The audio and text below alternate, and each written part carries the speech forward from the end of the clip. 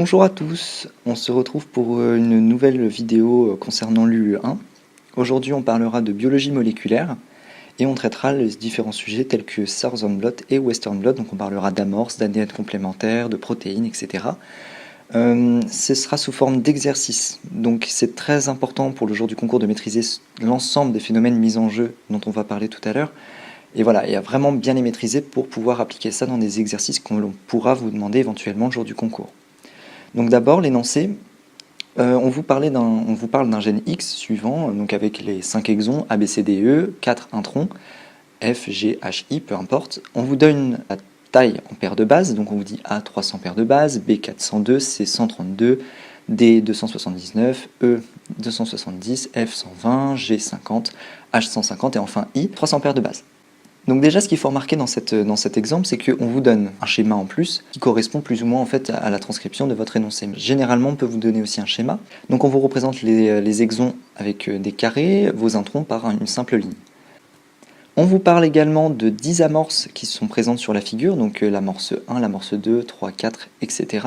On vous dit que ces amorces sont situées sur la première ou la dernière base de l'exon ou de l'intron, donc ça c'est très intéressant pour simplifier l'ensemble du raisonnement que nous allons avoir. Cependant, cette forme d'ADN pur est très difficile à étudier, donc on va travailler sur de l'ADN complémentaire, de l'ADNC. Donc la notion d'ADN complémentaire doit absolument être maîtrisée pour pouvoir résoudre cet exercice. Avant d'effectuer une PCR en présence des 10 amorces évoquées ci-dessus, notre ADNC est digéré par les enzymes E1 et E2. E1 et E2 donc, sont des enzymes de restriction. Donc pareil, le mécanisme de restriction est très important à maîtriser le jour du concours puisqu'il va vous permettre de simplifier votre raisonnement. Et donc les sites de restriction, les sites de coupure par les enzymes de restriction sont indiqués sur le schéma par une simple barre avec marqué E1 ou E2 en fonction de l'enzyme qui va couper.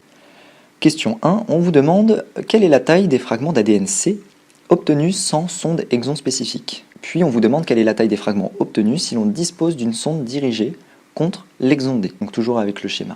On reprend l'énoncé, on nous dit qu'une étude était effectuée avec 10 amorces, dont on connaît le sens et dont on connaît la situation sur notre ADNC et notre ADN de base. Ces amorces sont toutes situées sur la première ou la dernière base de l'exon ou de l'intron correspondant. Donc ça, on a dit que ça nous simplifiait notre raisonnement. Mais on rappelle qu'on travaille sur de l'ADNC, et l'ADNC, pour l'instant, on ne nous l'a pas donné.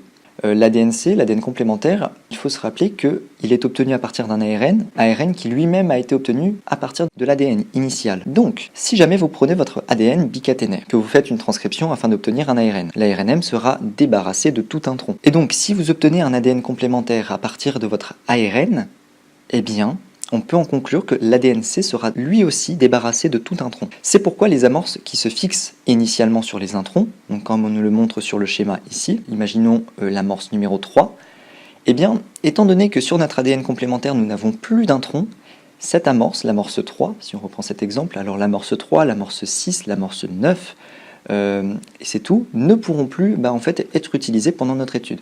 Donc c'est pourquoi on ne va plus du tout les prendre en compte. Et donc finalement ça revient à faire ce type de schéma. Donc à la base, on avait notre ADN, donc ici, c'est le schéma initial, et en fait notre ADNC va ressembler à ça. C'est-à-dire qu'on va avoir seulement nos exons et les amorces se fixant sur nos exons, avec tous les grands traits figurant toujours pour les sites de restriction. Donc il faut bien comprendre cette notion d'ADN complémentaire et se dire que, eh bien, on n'a pas d'introns, donc les amorces se fixant sur les introns ne pourront plus marcher. Donc ça c'est très très important à retenir puisque ça peut vraiment tomber le jour du concours et puis c'est un piège qui est très fréquent et qui est très récurrent dans lequel on peut bien évidemment tomber.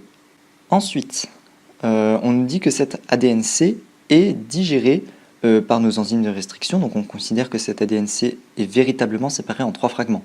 Donc c'est-à-dire que si on reprend ce schéma-là, on voit bien que E1 va couper ici et que E2 va couper ici. Ce qui est très important à retenir, c'est qu'une fois la digestion faite, on ne pourra plus considérer l'ensemble de l'ADNC comme faisant un seul ADNC. C'est-à-dire que quand on coupe, on va avoir ces situations-là. On ne considère vraiment qu'une seule partie de notre ADNC. Et donc finalement, si on a 2 enzymes, si on a 2 sites de restriction, donc 2 enzymes qui vont fonctionner, eh bien on aura 3 fragments que l'on peut étudier, mais vraiment séparément. Puis, on sait également que pour réaliser une PCR, on a besoin d'un duo d'amorces en sens opposé sur un brin différent. Donc là, l'opposition entre les amorces se figure par un sens opposé direct sur le schéma. Donc 2, par exemple, est bien confronté à l'amorce 7. Mais par exemple, l'amorce 1, elle ne sera confrontée à personne. Donc, on peut en conclure que pour la partie de gauche de notre ADN complémentaire, eh bien, l'amorce 1 ne pourra pas faire un ADN. ne pourra pas être utile en PCR et ne formera rien, donc on n'aura aucun fragment possible, puisqu'on n'a pas de duo d'amorce en sens opposé. Par contre, le fragment intermédiaire, lui, sera plus intéressant. Pourquoi ? Eh bien parce qu'en fait, on va pouvoir faire rencontrer des duos d'amorce, par exemple 2 et 7, 2 et 8, qui formeront donc deux fragments, mais ce seront les seuls, puisque, imaginons l'amorce numéro 4, elle ne rencontre personne. Et ne rencontrant personne, elle ne peut pas être utile en PCR. Et donc ça, c'est très important à retenir. Tout ce processus de PCR et tous ces duos d'amorce, c'est vraiment très important à retenir.